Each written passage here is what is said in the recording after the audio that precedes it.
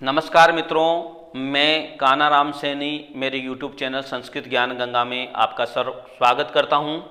मित्रों, अच संधि प्रकरण हम पढ़ रहे थे और अच संधि प्रकरण में हमने अब तक यण संधि, अयादि संधि, गुण संधि, वृद्धि संधि, पररूप संधि, पूर्व रूप संधि और दीर्घ संधि, इन 7 संधियों का विस्तृत अध्ययन कर लिया था।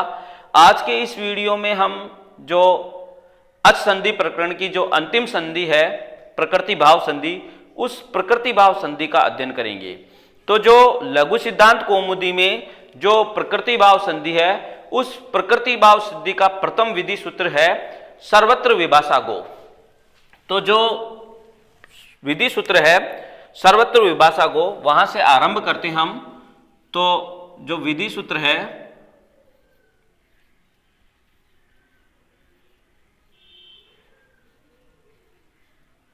ये प्रकृति भाव संधि का लघु सिद्धांत कौमुदी के क्रम में पहला सूत्र है और वो सूत्र है सर्वत्र विभाषा गो। सर्वत्र विभाषा गो, ये सूत्र है। इस सूत्र का यदि हम जो हमारी लघु सिद्धांत कौमुदी है, उस लघु सिद्धांत कौमुदी में इस सूत्र की यदि हम वृत्ति देखते हैं तो इसकी वृत्ति लिखी हुई है लोके वेदे च चेंगंतस्य, लोके वेदे च एंगंतस्य गोरति वा प्रकृति भाव पदान्ते।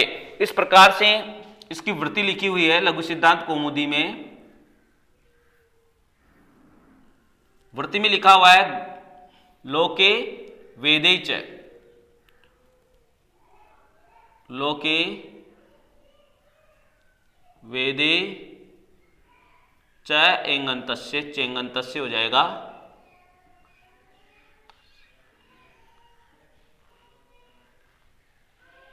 लोके वेदे च एंगंतस्य गोरति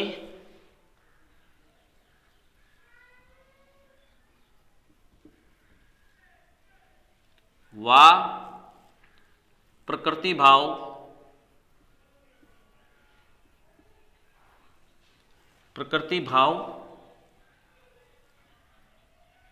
पदान्ते।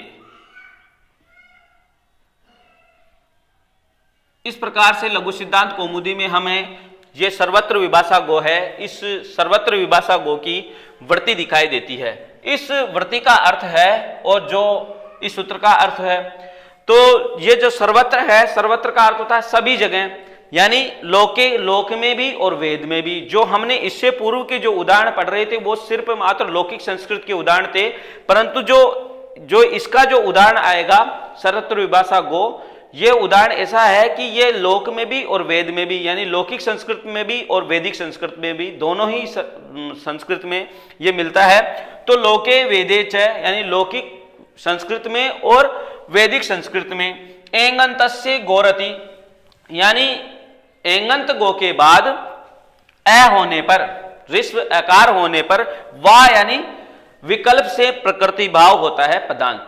पदांत एंगंत गो के बाद यदि अ हो, ऋस्व अ हो, तो उसका प्रकृति भाव होता है। यह सूत्र कहता है। हमारे पास में जो उदाहरण था वो उदाहरण है गो प्लस अग्रम। यह हमारे पास में स्थिति है। अब यह सूत्र विकल्प से लगता है, तो यदि इस सूत्र को लगाएंगे हम तो यह कहता है कि एंगंत गो होना चाहिए, ये एंगंत गो मिल गया, और उसके बाद में अति होना चाहिए, यानी ऋस्व अ मिल गया। तो ऐसी स्थिति में एंगंत गो है और उसके बाद में ऋस्व अ है, तो यह सूत्र लागू हो जाएगा सर्वत्र विभाषा गो, यानी ये इसका प्रकृति भाव हो जाएगा और जो हमारे रूप बनेगा वो यही बन जाएगा गोग्रम, यानी कोई चेंज नहीं होगा और ऐसे का ऐसा ही रूप हो जाएगा गोग्रम, ये रूप हमारे बन जाएगा। अब यह विकल्प से लगता है सर्वत्र विभाषा गो। जब ये सूत्र नहीं लगेगा तब हमारे गो प्लस अग्रम, गो प्लस अग्रम ये स्थिति है, लेकिन ये विकल्प से लगता है सर्वत्र विभाषा गो। जब ये सर्वत्र विभाषा गो नहीं लगेगा तब गो प्लस अग्रम जो हम पहले पढ़ चुके हैं, गो अग्रम, यानी यहां पर एंगय पदांता दति से, एंगय पदांता दति से क्या हो जाएगा, यहां पर पूर्व रूप हो जाएगा। यहां पर जो सूत्र लगा है एंगय पदांता दति, यह सूत्र लग करके यहां पर क्या हुआ, पूर्व रूप हो गया। क्योंकि ये सर्वत्र विभाषा गो जो सूत्र है, यह सूत्र विकल्प से लगता है, तो ये जब विकल्प का अर्थ होता है एक बार लगेगा एक बार नहीं लगेगा, तो जब ये लगेगा सर्वत्र विभाषा गो तब प्रकृति भाव हो जाएगा और रूप बनेगा गो अग्रम, गो अग्रम, ऐसा रूप बनेगा। और जब ये सूत्र नहीं लगेगा तब जो लागू हो जाएगा सूत्र हो जाएगा एंगय पदांता दति, यानी पूर्व रूप हो जाएगा। तो गो प्लस अग्रम मिलकर के गोग्रम, जो हम इसको पूर्व वाले वीडियो में, हमने इससे पूर्व वाले वीडियो में पढ़ चुके हैं, इसको अच्छी तरह से समझ चुके हैं। तो ये सूत्र लागू होकर के ये रूप बन जाएगा, एक रूप ये बन जाएगा। अब इसके बाद में एक परिभाषा सूत्र है और उसको समझते हैं, उसके बाद में जो आगे के जो सूत्र हैं उनको हम देखेंगे। पहले दो परिभाषा सूत्र हैं, उन दोनों को समझते हैं। जो परिभाषा सूत्र दिया हुआ है आगे लघु सिद्धांत कौमुदी में, परिभाषा सूत्र, जो परिभाषा सूत्र दिया हुआ है वो दिया हुआ है अनेक काल सित सर्वस्य, अनेक काल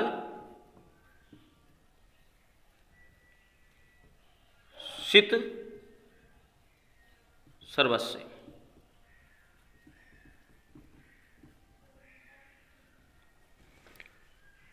यह परिभाषा सूत्र कहता है कि अनेक अल, अनेक अल का अर्थ हुआ अनेक वर्ण।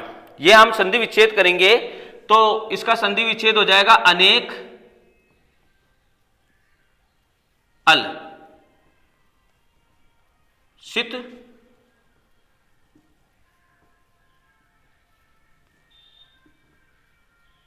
सर्वस्य। इस प्रकार से इसका संधि विच्छेद हो जाएगा। अब हमारे अर्थ आराम से समझ में आ जाएगा कि अनेक अल और सित सर्वस्य यानी सभी, यानी जो आदेश है अनेक अल वाला, यानी ऐसा आदेश जिसमें एक से ज्यादा अल हो, यानी एक से ज्यादा वर्ण हो। अल का अर्थ होता है वर्ण, तो ऐसा आदेश जो अनेक अल वाला हो, यानी अनेक वर्णों वाला हो, यानी एक से ज्यादा वर्ण वाला हो।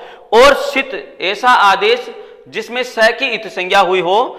तो ये दोनों ही आदेश सर्वस्य यानी समस्त स्थानीय के स्थान पर होंगे, यानी जो अनेक अल वाला आदेश और सित आदेश जिसमें स की इत संज्ञा हुई हो, ऐसा आदेश संपूर्ण स्थानीय के स्थान पर होते हैं। इस सूत्र का अर्थ है। तो हम इस सूत्र का अर्थ लिख लेते हैं ताकि हमारे समझ में आ जाए। अनेक अल का अर्थ होता है वर्ण,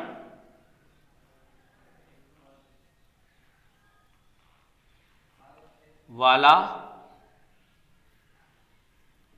आदेश तथा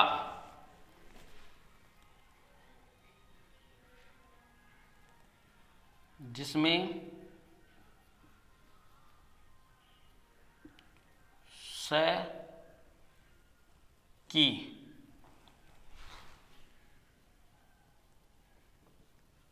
इत संज्ञा हुई हो, ऐसा आदेश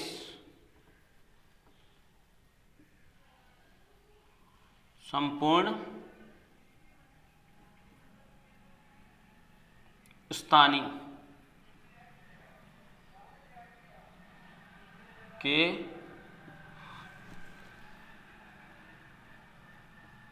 स्थान पर होता है। हम वापस समझेंगे इसको कि अनेक अल ऐसा आदेश जो अनेक अल वाला हो, यानी अनेक उसमें वर्ण हो, एक से ज्यादा वर्ण हो, वो अनेक अल वाला आदेश कहलाएगा। और ऐसा आदेश जिसमें स की इत संज्ञा हुई हो वो आदेश सिद्ध कहलाएगा। तो ऐसा आदेश जो अनेक अल वाला हो, अनेक वर्णों वाला हो, और ऐसा आदेश जिसमें स की इत संज्ञा हुई हो, ये दोनों ही प्रकार के आदेश सर्वस्व यानी संपूर्ण स्थानीय के स्थान पर होते हैं। हम इसको उदाहरण द्वारा समझते हैं कि जो राम है, राम शब्द में जो तृतीया विभक्ति बहुवचन है उसमें सु और जस अम और षष्ठाभ्याम 20 से 20 प्रत्यय करते हैं। अब एक सूत्र होता है, वो सूत्र है अलो बिस एस। एक सूत्र है अलो बिस एस, अलो बिस एस। तो जो ये बिस है, बिस के स्थान पर जो आदेश होगा वो अनेक अल वाला आदेश होगा, तो क्या हो जाएगा, पूरे बिस के स्थान पर होगा। तो यहां पर जो एस आदेश है वो अनेक अल वाला है, यानी इसमें एक से ज्यादा अल है, यानी एक ए है और दूसरा स है। तो इस प्रकार से दो इसमें अल हुए, टोटल इसमें 2 अल हुए। तो ये 2 अल होने के कारण ये अनेक अल वाला आदेश है। तो जो ये आदेश होगा वो संपूर्ण स्थानीय के स्थान पे होगा, यानी पूरे स्थानीय, यानी जो ये 20 है इसी के स्थान पर एस ऐसा आदेश हो जाएगा। और फिर बाद में क्या स्थिति हो गई, राम है प्लस एस, ये स्थिति हो गई, राम है प्लस एस हो गई। अब राम है, विसर्ग नहीं है यहां पर, राम प्लस एस ऐसी स्थिति हो गई। तो जो भी ये रामेश ऐसी स्थिति हो जाएगी मिलाने पर। अब सच जुसो रूसे र हो जाएगा और विसर्जन र का फिर विसर्ग हो जाएगा, और जो स्थिति जो मूल शब्द बनेगा हमारे वो बनेगा राम है, रामई। ये इस प्रकार से ये रामई तृतीया विभक्ति बहुवचन में रूप बन जाएगा। तो मेरे समझाने का मतलब इतना सा है कि अनेक अल वाला जो आदेश है और ऐसा आदेश जिसमें स की इत संज्ञा हुई हो, वो दोनों ही क्या होंगे, संपूर्ण स्थानीय के स्थान पर होंगे। इसके बाद में एक और परिभाषा सूत्र है, उसके बाद में हमारे अच्छी प्रकार से समझ में आ जाएगा ये दोनों परिभाषा सूत्र क्या कहते हैं। जो तो इसके बाद में जो परिभाषा सूत्र है उसको हम समझ लेते हैं।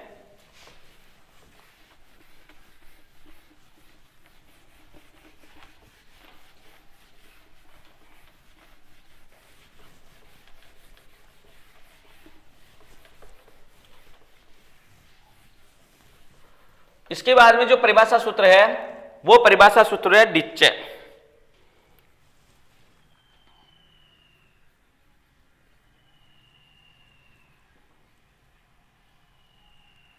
जो परिभाषा सूत्र है हमारा इसके बाद में वो परिभाषा सूत्र है डिच्चे। ये परिभाषा सूत्र, यदि हम इस परिभाषा सूत्र का क्रमांक देखते हैं तो इस परिभाषा सूत्र का क्रमांक हमें मिलेगा 1153। इससे ठीक ऊपर का यदि हम सूत्र देखते हैं तो वो सूत्र हमें मिलेगा परिभाषा सूत्र अनेकांतस्य, अलो अंतस्य, अलो अंतस्य।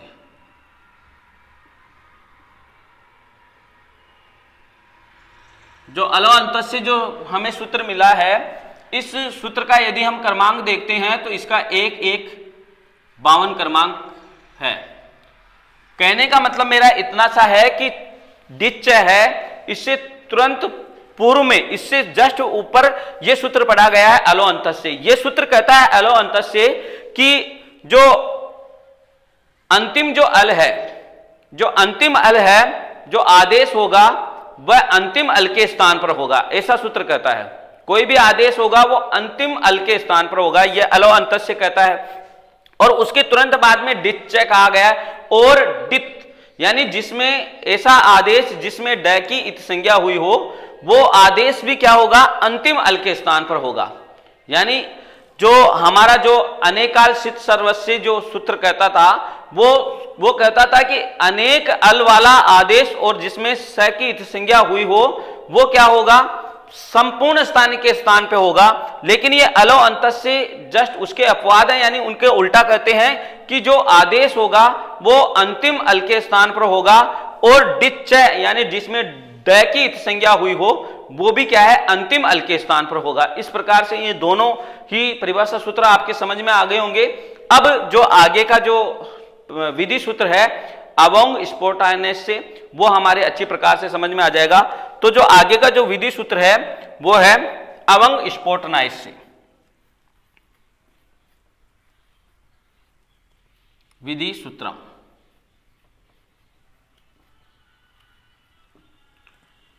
वो है अवंग स्फोटायनस से।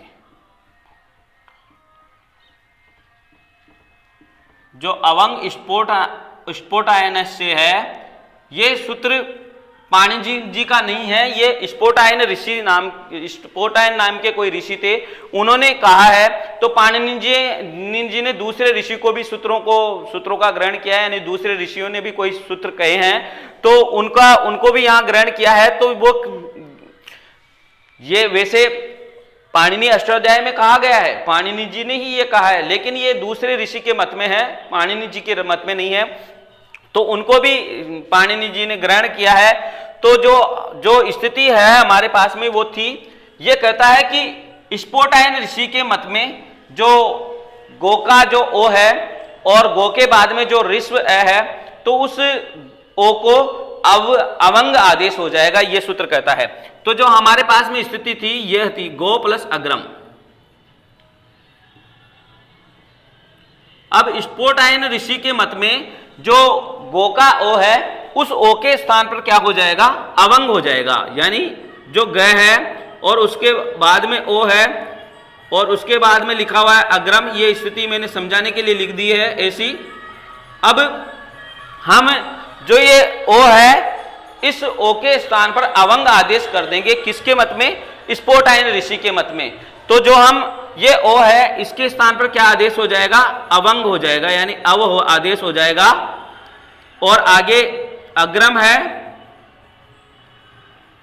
और इधर क्या बचा, ग। ये स्थिति हमारे पास में बच गई है। यानी यहां पर कई लोग क्या है कंफ्यूज हो करके अयादि संधि करते हैं, लेकिन अयादि संधि यहां पर नहीं है। यहां पर स्फोटायन ऋषि के मत में अवंग आदेश हो करके जो रूप बनेगा वो अव होगा। उस अयादि संधि में अव वह आधा होता था, ये ध्यान आपको रखना चाहिए।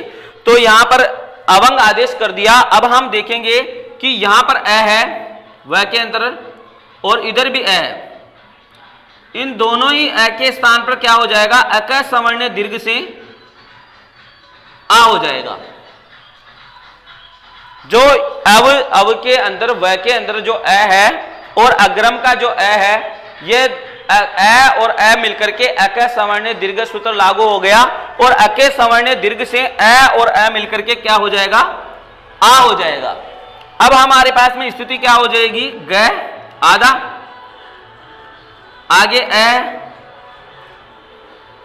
वह भी आधा ही है क्योंकि हमने उससे अ बाहर निकाल लिया था और उधर से भी हमने अ बाहर निकाल करके अक सवर्ण दीर्घ से दीर्घ कर दिया था, आ कर दिया था। आगे ग्रम, ये स्थिति हमारे पास में बच गई। अब हम मिलाएंगे तो ग पूरा हो जाएगा, वह में आ मिलकर के वाह पूरा हो जाएगा और ग्रम, यानी गवाग्रम हमारा रूप बनेगा। ये किस के मत में बनेगा, स्फोटायन ऋषि के मत में बनेगा। तो जो अवंग स्फोटानाइस से है, इस सूत्र से जो रूप बनेगा वो गवाग्रम बनेगा और जो एंग पदांता दति से जो रूप बनेगा वो गोग्रम बनेगा, है ना, पूर्व रूप वाला। और एक जो प्रकृति भाव का जो सूत्र है सर्वत्र विभाषा गो, इस सूत्र से गो अग्रम ऐसा रूप बनेगा। तो तीनों ही शब्दों को हम यहां लिख लेते हैं। जो गो अग्रम, जो हमारे ये जो रूप बना, ये तीन रूप बने, एक तो गो अग्रम, एक बना गोग्रम, गोग्रम ये रूप बना, और एक रूप बना स्पोटायन ऋषि के मत में गवाग्रम।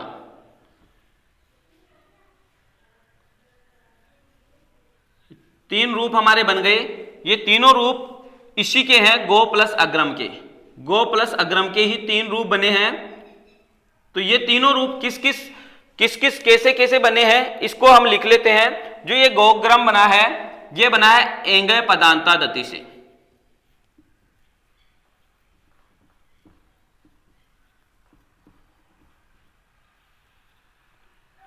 एंगय पदांता दति से ये पूर्व रूप होकर के गोग्रम बना है। तो आपको ध्यान रखना है, ये एंगय पदांता दति से बना है ये रूप। ये जो रूप बना है सर्वत्र विभाषा गो से बना है।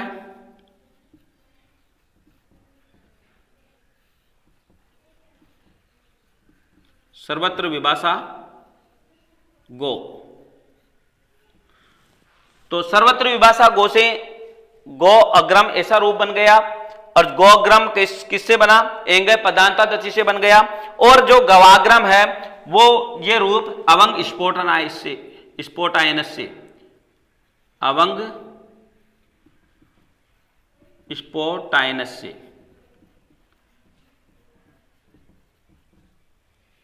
स्पोटायन ऋषि के मत में ये गवाग्रम रूप बना है। इस प्रकार से ये बहुत ही महत्वपूर्ण वीडियो है मित्रों। यदि आपको ये तीनों रूप समझ में आ गया हो तो मेरे वीडियो को लाइक करें, मेरे चैनल को सब्सक्राइब करें। और आज के लिए इतना ही, मिलते हैं अगले वीडियो में। धन्यवाद।